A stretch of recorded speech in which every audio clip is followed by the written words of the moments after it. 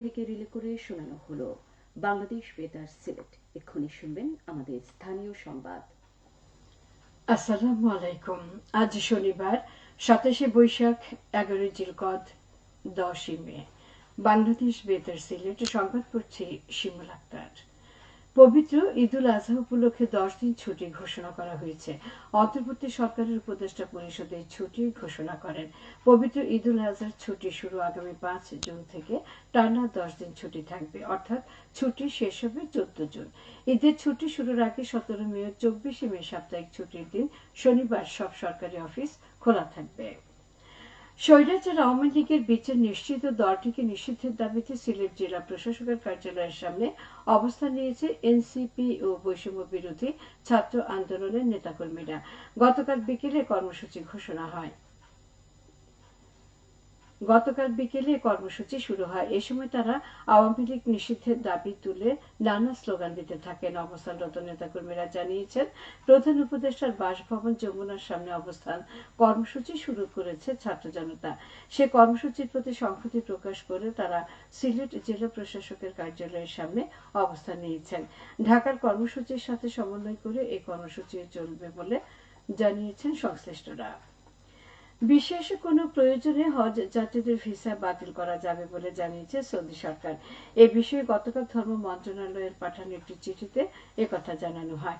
এতে বলা হয়, সৌদি হজ সিস্টেমে 2025 সালের হজে ভিসা সম্পন্ন হওয়া হজযাত্রীর ভিসা বাতিলের অপশন চালু হয়েছে।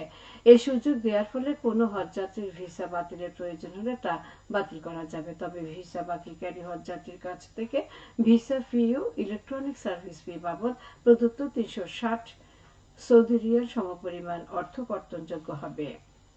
অপারেশন ডেভিল হান্টে আওয়ামী লীগের 3 নেতাকর্মীকে গ্রেফতার করেছে হবিগঞ্জ জেলা পুলিশ। হবিগঞ্জের লাখাই উপজেলার মোড়াকুড়ি ইউনিয়নে অভিযান চালিয়ে তাদেরকে আটক করা হয়। লাখাই থানার ওসি বন্দে আলী মিয়া গ্রেফতারের বিষয়টি নিশ্চিত করেছেন।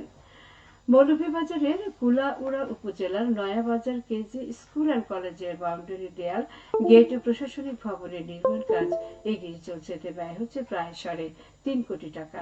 প্রকল্পের আওতায় 105 মিটার দেয়াল, 2টি গেট এবং 3 তলা ভিত বিশিষ্ট একতলা প্রশাসনিক ভবন নির্মাণের 60% কাজ ইতিমধ্যে শেষ হয়েছে।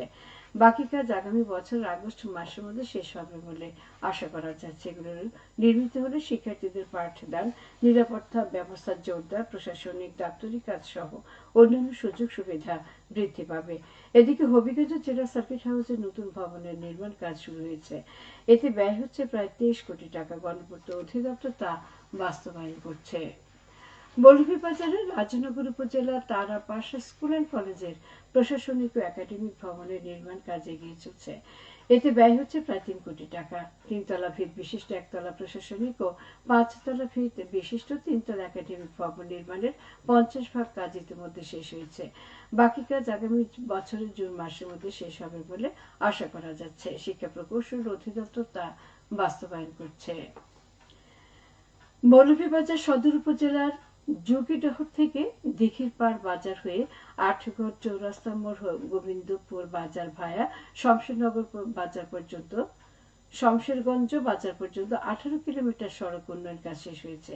প্রকল্পের আওতায় একটি ব্রিজ, 5টি কালভার্ট, রাস্তা প্রশস্তকরণ, মাটি ভরাট, আরসিসি ঢালাই, পিচ সহ আনুষঙ্গিক কাজ অন্তর্ভুক্ত ছিল। এতে ব্যয় হয়েছে প্রায় 4.5 কোটি টাকা। এলজিডি তা বাস্তবায়ন করে।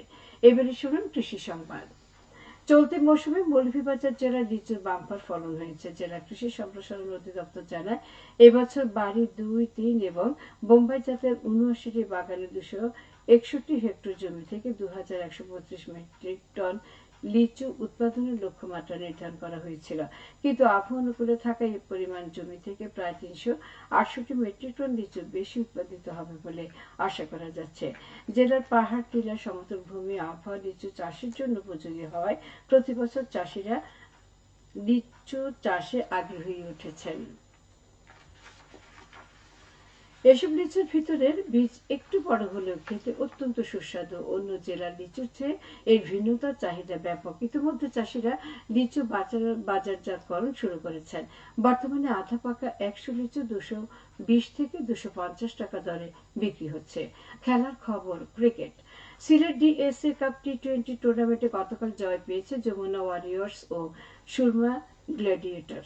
জেলা স্টেডিয়ামে দিনের প্রথম ম্যাচে যমুনা ওয়ারিয়র্স 4 উইকেটে কুশিয়ারা সুপার কিংসকে পরাজিত করে। দিনের দ্বিতীয় ম্যাচে সুরমা গ্ল্যাডিয়েটর 4 উইকেটে পদ্মা প্লাটুনকে পরাজিত করে। সবশেষে আবহাওয়া। আজ বেলা 1টা পর্যন্ত পূর্বাভাসে বলা হয়েছে সিলেট সহ পার্শ্ববর্তী এলাকার জন্য কোনো সতর্কবাণী নেই এবং কোনো সংকেত দেখাতে হবে না। আজ সিলেটে সূর্যোদয় হয়েছে 5টা11 এবং সূর্য অস্ত যাবে সন্ধ্যা 6টা27 সংবাদ শেষ হলো। আমাদের পরবর্তী স্থানীয় সংবাদ প্রচারিত হবে দুপুর 1টা বেজে 5 মিনিটে।